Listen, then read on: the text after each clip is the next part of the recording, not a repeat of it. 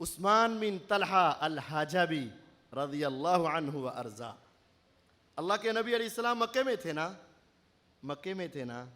آپ نے کہا عثمان تیرے پاس مکے کی بیت اللہ کی چابیاں، تو بیت اللہ کی چابیاں ذرا مجھے دے، میں بیت اللہ کے اندر جا کے نماز پڑھنا چاہتا ہوں. تو عثمان نے کہا چل چل، اتنا تو اللہ کا نبی آیا، اگر عبادت کرنی تو سین میں کر ورنہ چل. اللہ کے نبی علیہ السلام پر کیا گزری ہوگی. اللہ کے حبیب، اللہ کے محبوب، اللہ کے نبی، اللہ کا گھر بیت اللہ، اور وہاں جا کر آپ نماز پڑھنے کی اجازت مانگ رہے ہیں، نہیں مل رہی.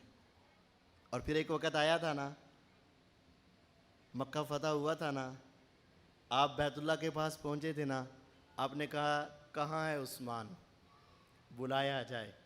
آج آیا تھا، چہرہ جھکا ہوا تھا، اب پریشان تھا کہ اب کیا بنے گا میرا.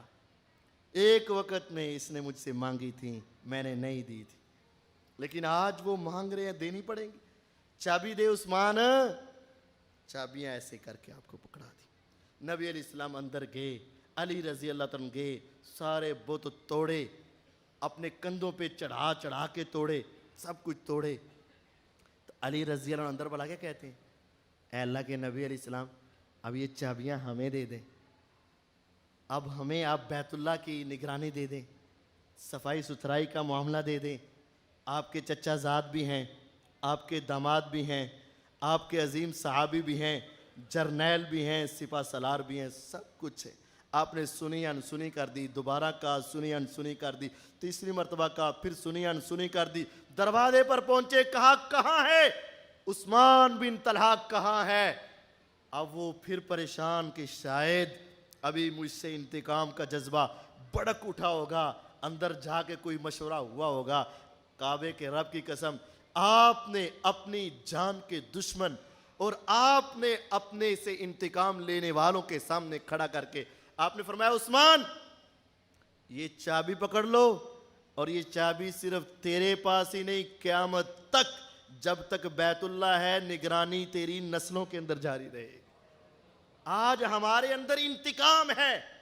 میری داڑھ تھلے آتے صحیح، ذرا ایک مرتبہ میرے شکنجے میں آ تو صحیح، تجھ سے پورے بدلے لوں گا، لیکن قربان جاؤں جناب محمد الرسول اللہ صلی اللہ علیہ وسلم پر. جان کے دشمن سامنے آئے، معاف کیا. جنہوں نے آپ سے ظلم کیا معاف کیا. پورے مکہ کو فتح کر کے لا تثریب علیکم اليوم کہا. اس وقت آپ نے فرمایا تھا 4 افراد کو معافی نہیں ہے، بندوں میں 4، عورتوں میں 4. لیکن جب وہ بھی آئے تو آپ نے کیا کیا؟